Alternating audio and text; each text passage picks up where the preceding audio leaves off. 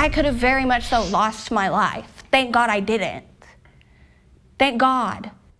Tonight, we are hearing from a woman who says her adoptive brother sexually assaulted her for more than a decade, and she's not the only person coming forward with allegations. We brought you coverage when Sammy Freidenberg was arrested last month and charged with lewd molestation and soliciting a minor for indecent exposure. New at 10, a victim reached out to Fox 23's crime and safety reporter John Acebus after she saw his first story. John joins us live with that woman's story.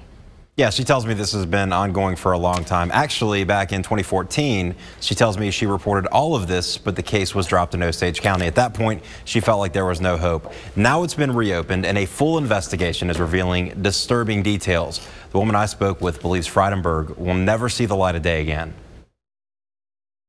This is Sammy Freidenberg, or to those who knew him, Dan. Honestly, I wish he'd die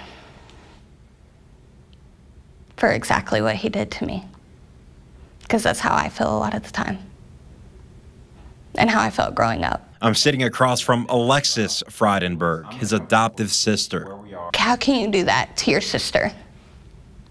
How can you do that to a child, period, and be okay with yourself? She reached out to me in February after our story aired. The allegations are listed in a 6-page affidavit.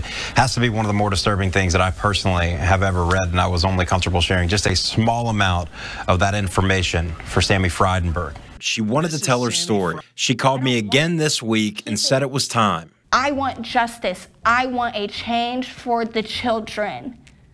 Nobody protected me, so I'm going to protect the rest of the children that are in the system. In court records, she is referred to as AF. Records say Freidenberg sexually abused her daily, beginning when she was 7 years old or until she was 18, or 11 years. At one point, the records say he took her to a pasture on their family property in Skiatook, near an oil well, and told her if she ever told anybody about the abuse, she would become a faint memory. How do you live with yourself?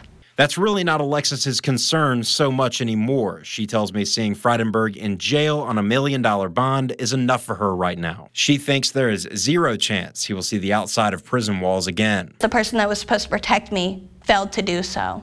Everybody that was supposed to protect me failed to do so.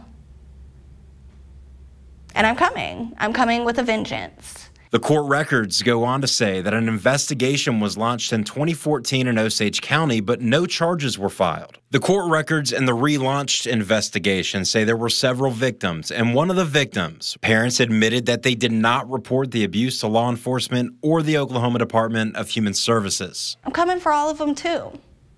And I don't care if that's me going after you in a lawsuit or filing charges, getting charges filed against you for child endangerment and enabling that, because you did.